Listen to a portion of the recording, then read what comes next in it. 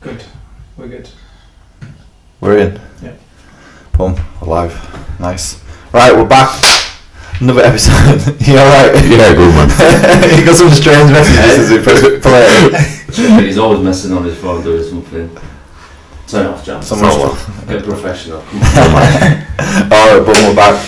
Another episode of the Laid Out Show. We've got Jermaine Springer back again and his trainer Al. So, quick intro. You've not been on the show before? No. Are we good? Yeah, we're good, yeah. Oh shit, alright, we're clicking loads of stuff. No, I was turning it down a little. Alright, cool, nice. Yeah, do you want to give us a quick intro? Where you're from, what you're doing, Yeah. your gym space, that sort Yeah, of my stuff? name's Al Osta. My gym's Osta's Boxing. We're based at Ultraflex in Farsley. It's not my full-time thing, it's not a full-time gym, but, well, it feels like it sometimes, you know, but train Jermaine, got a couple of other pros coming through. Amateur gym's just set up, so busy at the minute. Yeah, all going well. Nice. Jermaine, since we had you on, I think, what was Jermaine's record when he came in before? 2-0. 2-0, 1-0. Yeah, it was 2-0 when I first came. So what are you sitting at now? What's your record at the minute, right now, today? Right now, today, I'm 5-0. 15. It's been out for years. Yeah, 5-0, man. How many months was it when Jay was the last on the podcast? Ages. I feel like it was maybe just before Christmas time. Maybe December, I don't know. Yeah, well, I thought it was around Christmas time, around December time. So that's 9 months. Yeah. 3 more wins from then. And then you're in the contender series, right? That's Contender VIP, that's what it's called. Yeah. Yeah. So how did that come about? Do you guys want to enlighten us how that whole thing came Yeah, it was about? just through Jam's management. He's managed by Aberdeen Mark Hurley at Dickie's gym. Two really good guys, you know, really well known throughout the boxing world, got a lot of connections, and they basically, you know, got him the opportunity, put it to me. I didn't really put it to you, I just told him he was doing it because it's a really good opportunity. So yeah, that was it really. And we met with there's a guy called Haroon Headley based in Manchester. He's putting on with another guy. It's a whole new promotional setup, really good opportunity for fighters. I thought, you know, they sent the contracts through, all looked good. It was a no-brainer really, wasn't it? Yeah. No-brainer because Jam wants proper fights, and you know he's guaranteed it in this tournament. He's going to get, you know, live opponents that are, you know, coming to win are as good as him, strong as him. So it's a great one to be in. So everyone in there's unbeaten, right? Yeah, that's right, yeah. Nice. Okay. So how does it work? What's the setup like? It's not like the Ultimate Boxer, is it? Where you fight on the same night? No, you don't fight on the same night. So the semi-final is going to be on the 21st, next Saturday. And if you win the semi-final, you go through to the final, which is going to be in December. So it's one fight on that one night, win the fight, and you fight again in a couple of months' time. Yeah, it's kind of. Have you ever been involved in something like that? No. It's like a mini sort of Super 6 tournament they did with the Super Middles a few years ago. You know, where they had like, you know, different stages.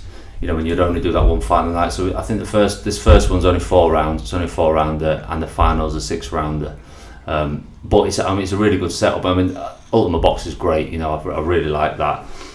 Proper exciting, everything, and you know, to win that you have to really be in shape because you don't know who you're going to fight. You know, so many tactics, different things come into play. But this, you know, you get the opportunity to, you know, show what you can do over, you know, separate fights, separate events. So it's a whole new sort of thing. So hopefully, you know, if he does well next Saturday, it's on Saturday, you know, give us plenty of time to sort of rebuild, and we'll know who he's fighting for December. The difficult thing with this is obviously there's 3 guys, all different styles, different types of opponents, and we don't know who he's fighting until the weigh-in. You know, it gets drawn then.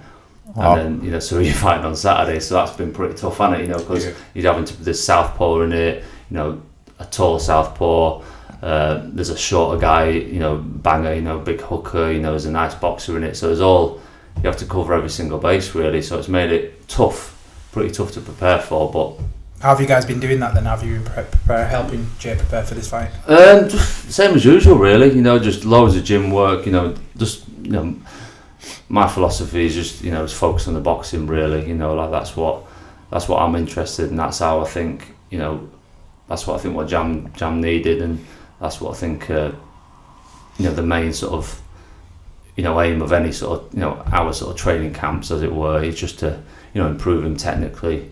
Obviously, getting fit and the condition side of it comes with that. But yeah, just trying to bring his skills up as usual, keeping in mind who he might be fighting, working on everything, on the overall game really. So he's trained really well. It's been going good on it, in terms of injuries, anything. You've had a little niggle, haven't you? Yeah, I've had a few little niggles, but apart from that, touch wood, training camp's gone really well. I know all the boxers always say, yeah, training camp's gone but this time really, I can't complain about anything. Sparring's been good, been training hard. I think the main thing with me and Al, we're trying to be a better version of ourselves, of myself. So we're not trying to change our style to fight another opponent. We're just trying to change our style to be even better. So working on our strengths and obviously try to look at different things we can improve on. Yeah, that's the thing, isn't it? When you don't know who you're fighting, when you're not preparing for a specific opponent, technically you can't. It's not like top level fighters, where they've got 2-3 months to prepare for. They know who they're fighting. Do you know what I mean? So every aspect of that preparation can be geared towards dealing with if the fighter's got a really good jab, or if they're a mover, or if they're aggressive front foot fighters. But we don't know. Do you know what I mean? We don't know who's fighting. So you just have to, like Jam says, you're just trying to improve all aspects of the game. Throughout the training. So that's what we've been doing, really, haven't we? And yeah, it's definitely been working because it's been coming on well, hasn't it? Yeah, nice. Do you know what I wanted to ask you? Since you started working with Jermaine, when you first started training with you, what strengths did you see, and then how have you moulded them? Well, obviously, Jam's always going to have the physicality. Do you know what I mean? He's a big lump. Big, strong guy. Moves well and everything. But I think, when he first walked in gym and first did a few sessions together, I just noticed sort of style wise, he didn't really know what he was, what type of boxer he wanted to be. He was sort of that, a fairly bog standard box puncher, a little bit of mover, fairly aggressive. But I think without being too insulting, Jam, there wasn't a lot of thought behind your work, was there? No. Like in terms of what why he was doing certain things. So it was just basically trying to find, initially trying to find the sort of style that will fit him, suit his physicality, suit his, the way he punches, the mechanics, how he punches, and then sort of mould his style from there. And I think, from that first few weeks working with him, I sort of found the sort of style that I thought, would benefit him and, play to his strengths, and that's what we tried to develop really. So it's more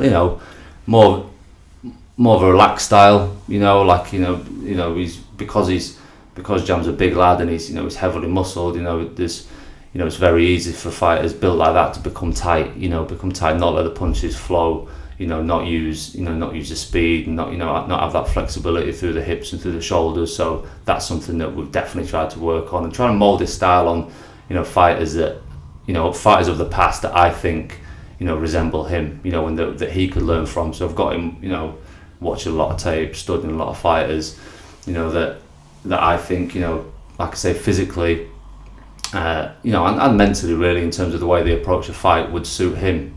So that's what we've been doing. So I think he's improved in all aspects, really. His balance, his posture, basically, just little things, like chin position. Obviously, he can fight. The guy can fight. He's decent amateur. Won a decent amateur title. So. I've not have to build him from the ground up. He knows what he's doing. He's strong, tough as well. He had all the punches there.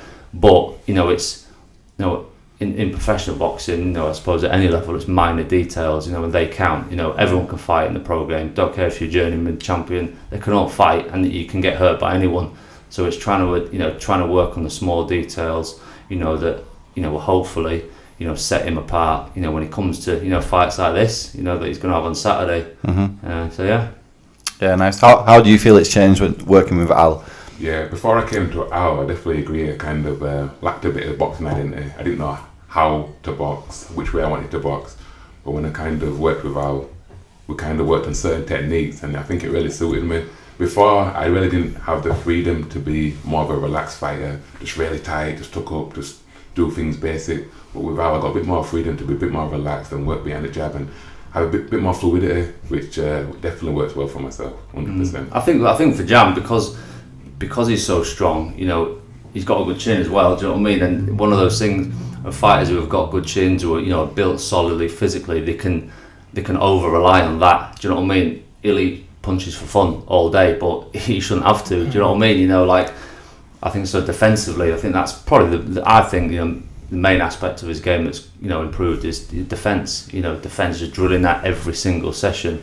Working on the finer details of that. The technical aspects of defense, which a lot of fighters don't seem to work on because you're relying on the lad's physical toughness and stuff. But that doesn't sit well for me. Because it's easy for me to send a fighter out thinking, he's got a good chin, he'll be able to tough it out. Do you know what I mean? And, he'll take one to land one sort of thing. Because it's not nice. Obviously you've got a relationship with your fighters and you don't want to see them getting hit. I cringe when any of the lads even take a punch. I just don't like it. So for improving in defensive, I mean his last 3 fights, you haven't been hit really, have you? I could count the punches on my hand that he's actually been hit with. You know what I mean? And that's a big improvement. In terms of like how he's set up. Set up to fight. You don't want to be taking those shots. And if you've got a good defense and you are more relaxed and fluid, like he says, turning your shoulders, that sort of thing, slipping, dipping, rolling, all those sort of skills that need working on, that need drilling. From that, counter punches come and you're able to land your own punches. You know what I mean? If you can make a guy miss, then you can make him pay. And not just having to rely on, running out of range or jumping, running around the ring using your feet all the time, because he's got good feet jam, his footwork's good, but if that's your only line of defence, if you've got a guy coming to you or you're trying to exchange punches and all you can do is move your feet, well, you've gone out of the way, but you can't land anything. You know what I mean? So defensively, all those subtle things, like I said, catching punches, riding punches, parrying, all that sort of thing. Like a lot of the older fighters that I watch do. If you're able to do that, it means you can stand in range, get your shots off, block, defend, parry. There's more opportunity for land then. So yeah, all that sort of stuff, mate. He's heard it 100 times before. It's nice to get it out there though, because we went to watch Jam at his last fight, and we were really impressed. We were shocked. Just hit that guy with some big taking him apart. I felt bad for that guy. Mate, that guy was tough. He's got a head like a brick. Yeah. These journeymen, some of the Eastern Europeans, some of those punches, I could hear the crowd just like, ooh! He hit him with a straight on the ropes, I think. Yeah. And there was blood flying everywhere, and I was like, yeah. And he's just there taking it. Just sort of laughing, nice fun. It was a tough way to make a living, I tell you, these guys. He was nails, wasn't he? But he'd been there with some big names, hadn't he? Big names. Chisora, he'd been in Chisora. Dillian White. Yeah, Dillian White. They didn't stop him. They took him. So that's right. Exactly. Yeah, so we're going to get on to the next bit of the show now. It kind of ties in pretty well. So coming up, they've got Sean Porter and Errol Spence, which is 2 completely different styles. Like you were talking about styles, finding styles. Just wanting to get your thoughts, how you think that's going to go. I think it's probably a straightforward one, but I want to get your guys' opinions. Yeah, for me, Errol Spence is one of the best fighters out there. He's definitely in my pound for pound list. He's got great balance. He's an attacking southpaw. You don't normally see that. Attacking. This guy, listen. He's saying that because he knows I'm going to say that. We said on the way here, we were saying, listen, we started talking boxing, and he said something. I was like, you're just nicking my words here, Joe. You're right, but carry on. He's got really good balance, and he's really aggressive with the way he fights. And he kind of showed in his last fight that he's got a lot of skill. Mikey Garcia. Sorry. Obviously, I fought Mikey Garcia, and a lot of people said, he's only going to win with his size and with his natural strength. But he actually outboxed him and showed his class. So I think it's a straightforward fight. I think Porter's going to be he's going to be there.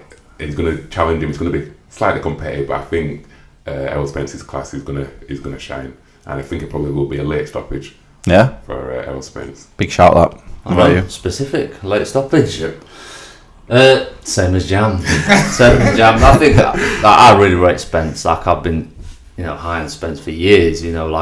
Coming out of the amateurs. He had a big reputation. He only started boxing late.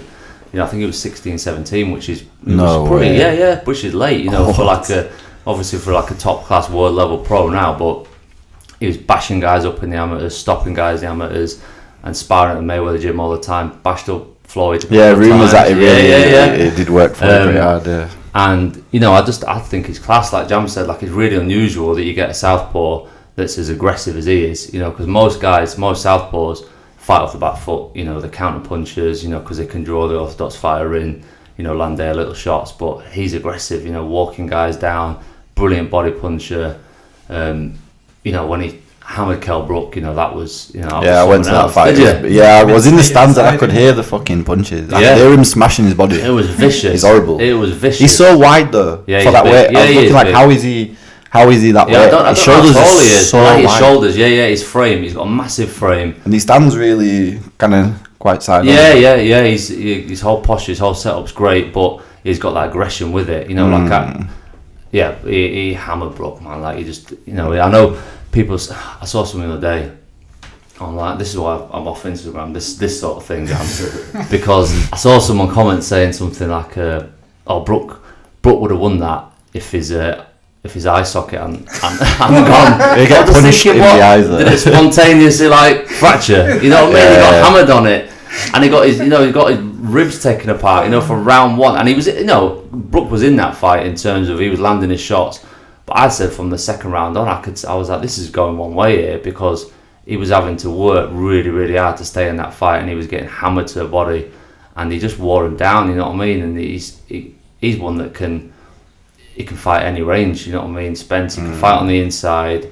He can fight up. He can fight mid range, long range. Got a good jab, like Jam said. Outbox Mikey Garcia. Garcia wasn't in that fight at all, and he's a class operator, but he just couldn't get in it.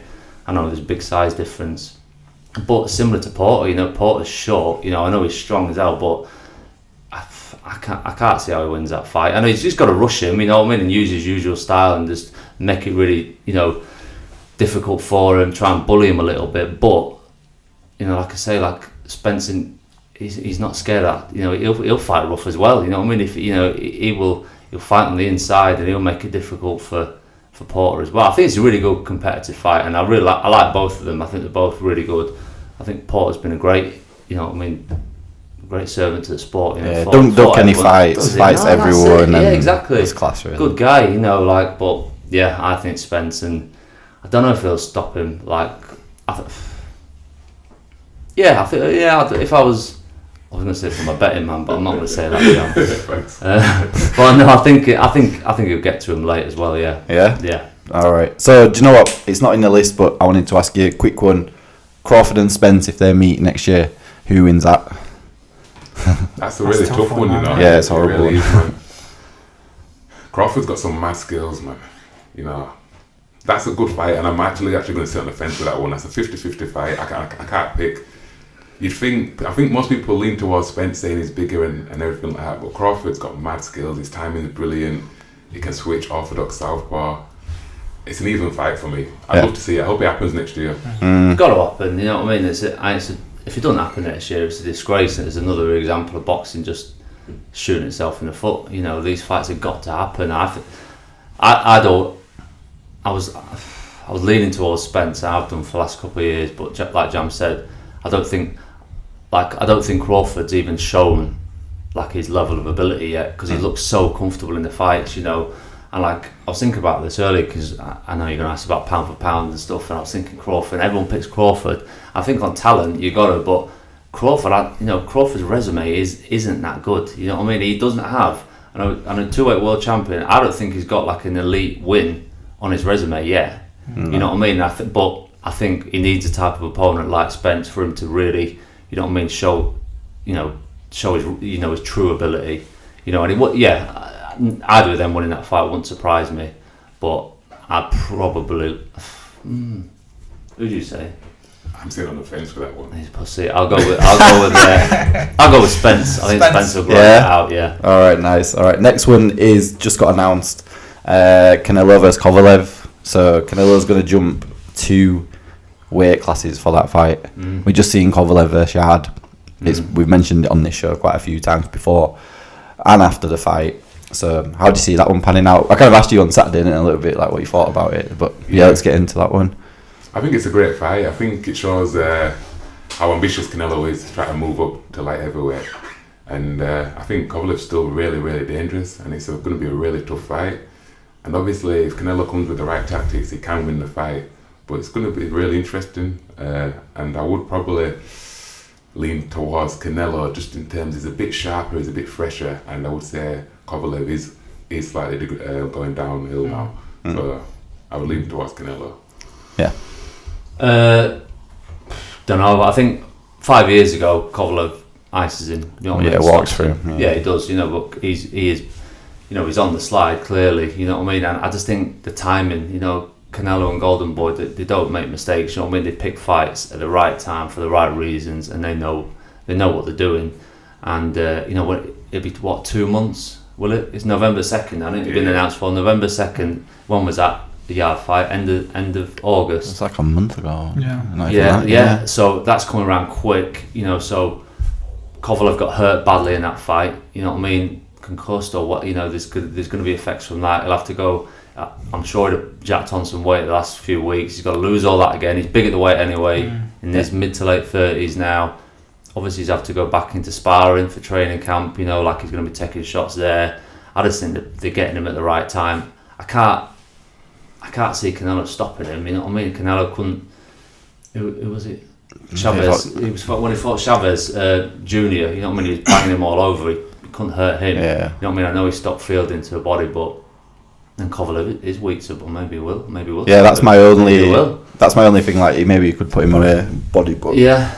I don't know. I think it's a really interesting fight because it's not. You know, I know people are saying, and I probably lean myself because like same with Jam, like you know. Canelo's very fresh. He's very, very good, and if he tactically gets it right, you know what I mean. He could, you know, if he gets anywhere within punching range, he can, you know, light him up with combinations. But Kovalev's jab is nasty. You know what I mean? Lethal. You know, drop your head with a jab. He's done that before. You know what I mean? We said that before that fight. You know what I mean? He stopped guys with jabs. You know what I mean? And his timing on that's unbelievable. Canelo's going to be tiny compared to him. You know what I mean? But. Don't know, good fight actually, interesting fight. Yeah. Where do you think this whole like jumping weight classes things really come from? Because it's kind of been like in the last 3 years in boxing, people have been jumping around weight classes up and down. Like there's no tomorrow. Like Brook with Triple G, Canelo, all that stuff. It all kind of kicked off like maybe money, 3-4 years ago. Just money, you know, money talks. Yeah. You know, if someone came in for Jermaine at heavyweight. You know, and the money was right. AJ picks you up. He'd be eating a lot of broccoli to put that weight on, and that's it. No, that's just money, isn't it? You know, like it's just money, and you know, like for example, this, you know, the Canelo thing. He'll go up, and that's another thing with it. You know, Kovalev will be getting best paid of his career. You know what I mean? Is his desire really there? You know, when he knows that he's going out on a mega fight, earning mega money. But yeah, with the weight thing, I don't know. It's just money, isn't it? It is just money, you know. I think it's more entertaining. To be fair, it's pretty fun. It's fun. Yeah, when the fights were announced, you know, what was it? I can't remember if it was the Brook one or the Carmel. I think both of them were just like there was no rumours about it. It just appeared on social media, and like everyone was like, "What? Where's this come from?" They could have fought each other at normal weights, nice and easy. I know, yeah. And you just picked up on two murderers to get in there. I know, yeah. I honestly didn't believe when Amir Khan was fighting Canelo. I was like, bullshit. No way, that's not happening. One of these Facebook page posters, fake posters. Fake news, man. Do you know one of the most savage knockouts of like the last few years as well? Yeah, it's just ruthless knockout, awful to watch. But anyway, next one kind of goes on to money now. Chisora. He picked up all the headlines for this. He was just at a presser ranting that he was on the undercard of the Josh Taylor Progress fight down in London, where he's from. What do you make of it? Is he right? Is he wrong? Did he do it in the right way, the wrong way? Like, just kind of. What's your thoughts on that? Like, it was funny. Obviously, it was funny, but you know, like he could have gone about it in a better way in terms of like, you know, he was slagging the other lads off, wasn't he? Right next to him. Yeah. Josh Taylor sat right next to him. Taylor, who's Progress? Who are these little guys? Do you know what I mean? Well, the better fighters than him. Do you know what I mean? And that fight, you know, for boxing fans, that's one of the best fights in the sport at the minute. You know, it's just disrespectful. You know, like, and I know what he's saying in terms of, you know, he wants to get paid more and stuff like that. That's fair enough, but he could have said it without being snide to the other fighters. You know what I mean?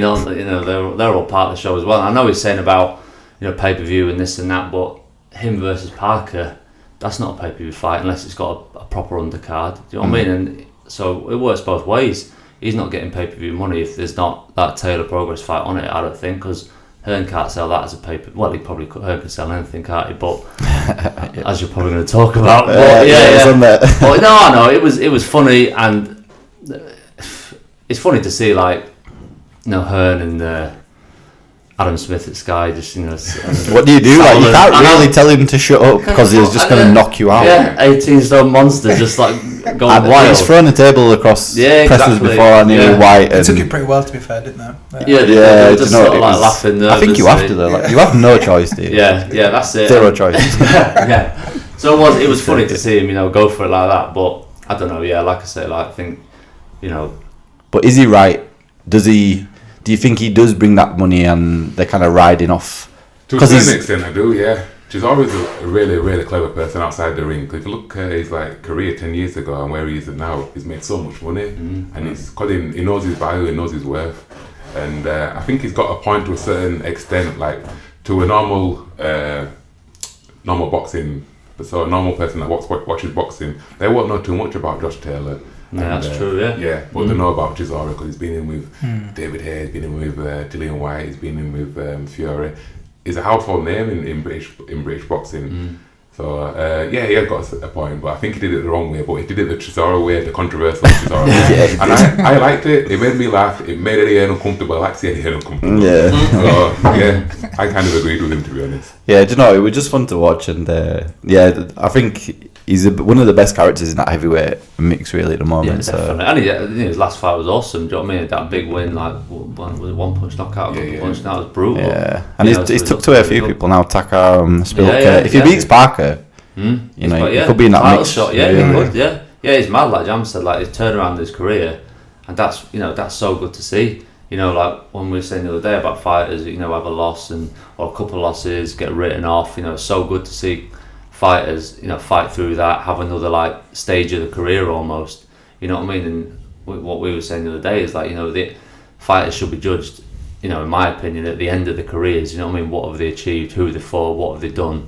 Whereas obviously, boxing today, get a loss or you pick up a bad performance, whatever, and that's it. You're done. You know what I mean? In terms of some fans' eyes, so it is class that he's still going these headlining shows. He's a good. He is a good character. Good for boxing, definitely. Yeah. Yeah. All right. So good for boxing. It's quite a nice little fucking segue to this one. Yeah. KSI Logan Paul 2 is going to be a pro fight, and Eddie Hearn's got behind it. It's going to be on the zone. It's on the Matchroom in the US. Thoughts? Is it actually? I want to be devil's advocate. Is it actually good for boxing, or is it not? Go on, Jam. Eddie Hearn said something which I could agree with. He said it's bringing a new audience to boxing, and a lot of them will carry on watching boxing after that. So to a certain extent, I think it is. Me personally, I don't have a big issue with this fight. It's a bit unfair. There's talented people, talented boxers that can't earn nowhere near the money that them lot are earning. But that's life. Boxing's unfair, life's unfair. So you've just got to kind of ride with it and just accept it. Yeah, it's a good. Yeah. No, sorry. Yeah. No, that is a good fucking way to look at it. To be fair. Yeah, that's it. It's true. Boxing's unfair. That's right, isn't it? That's it. And same as him, same as Jam. I've got no real problem with it. You know what I mean? They're making the money themselves. You know what I mean? They're bringing the audience in. So it's not. It's not the sport that's paying them as such. I think the main thing that bothered me about it is just the hypocrisy of it. In terms of the promotion. Hearn, there's videos going around. When they had the first fight a few months ago, Hearn's slagging it off, just saying, "No, this is terrible. I'd never be involved with this. I'd never do this. I'd never do this." And now he's promoting it. Do you know what I mean? It's just that. It's that. The guy. I think Hearn's been good for boxing, but.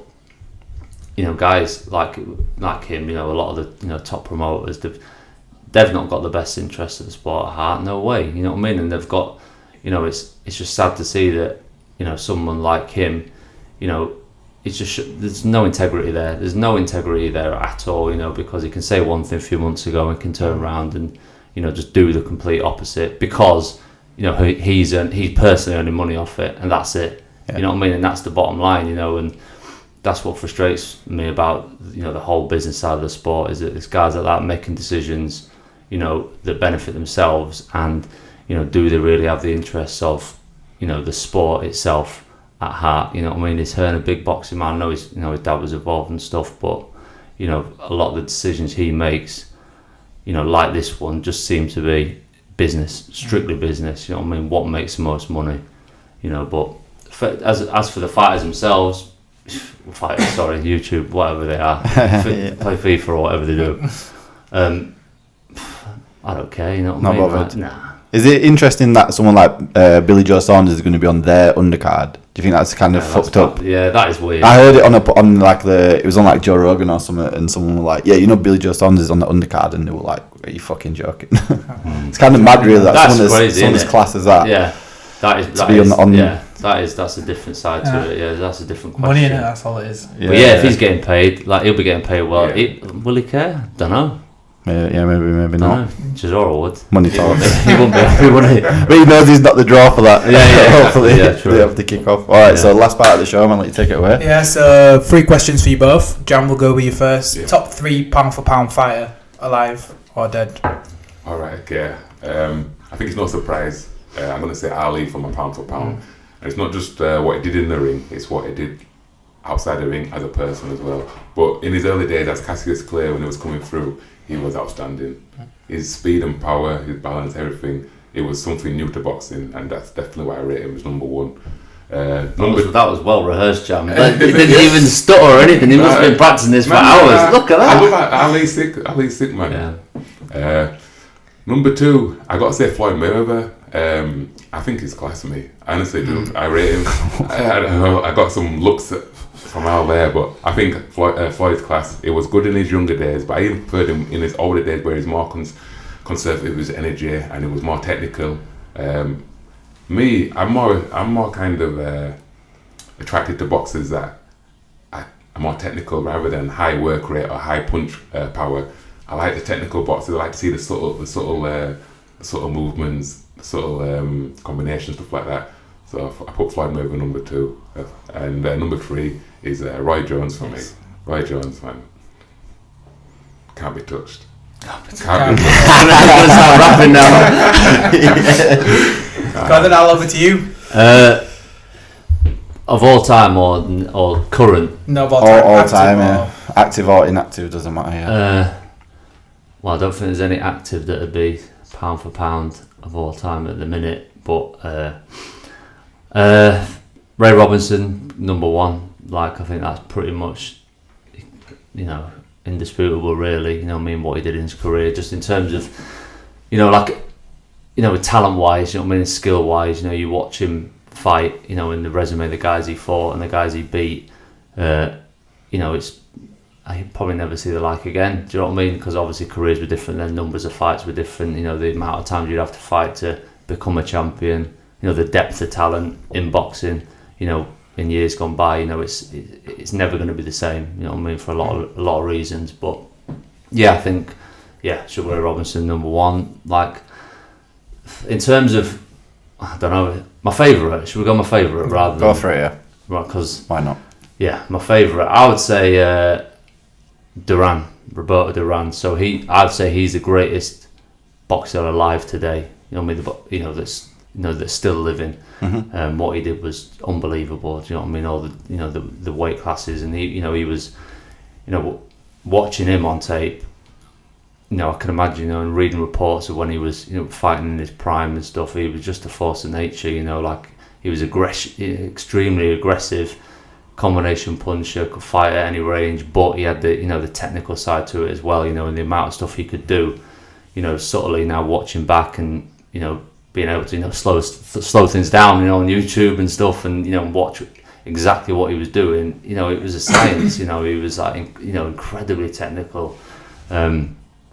And just like I said, ferocious. And I think his fight against Leonard, the first one, obviously, that ranks as probably arguably like the single best win in boxing history. In terms of performances, and what he did in that fight. against another all-time great is unbelievable. Third, don't know. No, again, in terms of resume and things they did, some of the older guys, I love studying the sport. Henry Armstrong, he's the only guy who held simultaneously the lightweight, welterweight, and middleweight titles. He held them at the same time. Do you know what I mean? Going through the weight classes, beating guys up.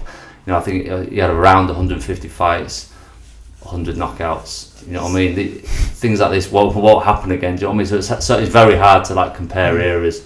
Someone like him, or someone like Sam Langford. Again, I think it was around 1900, 1910. He fought, competitively from lightweight to heavyweight. You know what I mean? Again, that'll never be done again. So guys like that, I'd say up there. Ali, amazing. Like Jam said, what he did outside the ring, and his performances in it. You know what I mean? Probably all-time best heavyweight. Probably. No, maybe Joe Lewis actually all-time best heavyweight. But he's in the conversation. Amazing man, amazing fighter. Yeah. Mm-hmm. Boom. You changed this question, but I actually like it. John, we'll go to you first on Cheers. this one. So who's going to unify the heavyweight division and why? That's a really good question. I've been thinking about this a lot, and after the last fight between Joshua and Ruiz, I thought Joshua was going to come back stronger and Joshua was going to win the next fight.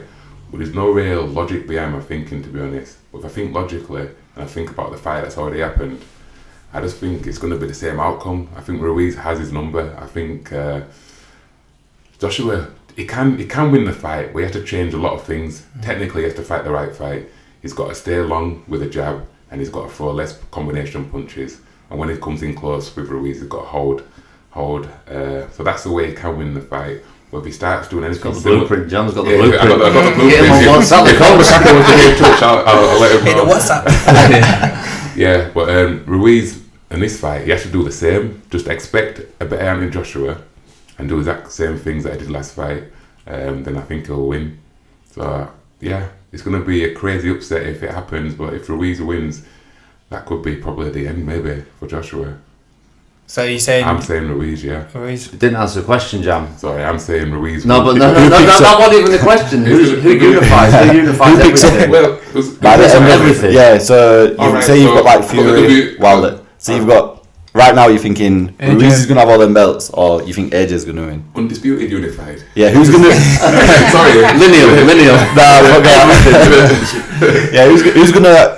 One heavyweight, when the dust settles, all the belts when all this shit's finished off. Wilder has fought Joshua, or Fury and Wilder's rematch, all that stuff. Who do you think is going to be stood at the top? Because then you can just bow out. Springer at heavyweight. I think it's going to be, if nothing in the landscape changes too much, I think it will be Tyson Fury. But you've got to be careful because there's some up and coming boxers coming up through, like the likes of Daniel Dubois, and he looks like the real deal. Don't know how far he can go. He might still be around in a couple of years fighting for them type of titles. But at the moment, out of the top 4 heavyweights, I'd say Tyson Fury will probably come out on top. You know? That's really it's a tough question because his Fury show last night. You know what I mean? He didn't look great. You know what I mean? And that's what's exciting about the division at the minute is that they're all flawed. You know what I mean? All these heavyweights. Fury can box, amazing boxer. For a guy of his size, unbelievable, slick, defensively brilliant, but can he really punch? Not really, you know what I mean? He can look, pretty average sometimes. Wilder, like we were saying beforehand, Wilder, one trick pony, but it's a very good trick. Do you know what I mean? He can, knock anyone out in the division. Joshua, really good athlete, decent boxer, dead explosive, but after his last fight, like John was saying, technically, as a guy like that got his number, and mentally as well, you know what I mean? Mentally, is he going to be the same after that? In the highest profile fight you can get when he wasn't knocked out, don't like to say quit, but he didn't want to carry on. Do you know what I mean? And like Jam said there, if Ruiz fights the right fight again and puts him in that position again, it's going to take a lot for Joshua to dig down and reverse it and turn things around if things are going bad. But you know, if they all, that's the thing, they can all beat each other. I think genuinely on a given night, any of them can beat each other. You know, so it's really hard to say. You know what I mean? The landscape is at the minute. You know what I mean? I'd edge towards Fury. You know what I mean? I think he's probably the best heavyweight around at the minute. But I wouldn't say that with any confidence because it's heavyweight, isn't it? One punch or one performance, one night, and it all changes. Yeah, it's interesting. But it's good that the division's back. Do you know what I mean? After a few years, after Lennox, and obviously Vlad, retired. There was a bit of a couple of years not much happening. And when Vlad was when he was dominant, the division was pretty dead really because he was just beating everyone. You know what I mean? But now you've got 3 or 4 guys that could beat each other, so it's cool. It's interesting. Yeah, some big fights to come out of them, definitely. Last question: if you could lay out any celebrity, who would it be? No, I don't even hardly know any celebrity. I really don't. I don't even know. Everyone swerved this question, man. Just pick a soft one that's not going to give you shit. We had Kevin Hart. Mick wanted Kevin Hart. P wanted to fight Manchester United. Anyone from Man United. Who else were there? Jack Bateson said Ant Middleton off the mics. Yeah, he did. It was what the Ant Middleton, the fucking SAS guy. I was like, all right. I just probably go with one politician. I just bang Boris. Boris. Hope he's not listening. Boris. That's sick. That's the best one, man. Good answer. Boris, unlucky Boris. Me? Yeah, it was straight on to you. Don't know. Politician, probably. Yeah. Yeah. I kind of thought you might say Eddie Hearn after all this. No, it's alright. Yeah, politician. Tory politician, maybe. Or Tommy Robinson. Tommy Robinson, yeah. I'd give him a slap, 100%. Yeah, definitely, yeah. Yeah, that's a good shout. Take that. Boom. That's it, boys. Thanks for coming on. I respect, man. Jay, your fight's coming up. What date is that on? Are there any tickets left? Can people still get hold of them? No, I'm afraid it's all sold out. It's 21st of September. That's next Saturday. I'm fighting. And the tickets have all gone. All gone now? Yeah. Mm-hmm. Yeah, we're going to be there. We're looking to my forward to car. that. Yes, sir. Mm-hmm. If people want to find your socials, they want to hit you up, where can they go? Yeah, they can find me on Instagram on Jay Springer Show. I'm also on Twitter. Don't really use Twitter too much. I can't think of my name. We'll find it. Short-time Springer, something like that. Short-time Springer. Short-time Springer, yeah, with an A rather than ER. And on Facebook, just Jermaine Springer. Mm-hmm. Sick. Thanks, guys. Yeah. What about you? Where's your gym based? If anyone wants to gym come down, learn a bit of boxing. Ultraflex Gym in Farsley. We've got sessions on Monday, Wednesday, Friday, Sunday. All levels welcome. But if you're a future world champion, then you're more welcome. Well, is there a page as well, an Instagram page for that? Yeah, Osta's Boxing, OSTAS Boxing. Mm-hmm. Yeah. Nice one. Boom. Thanks for coming in, boys. Nice one. Cheers. Boris.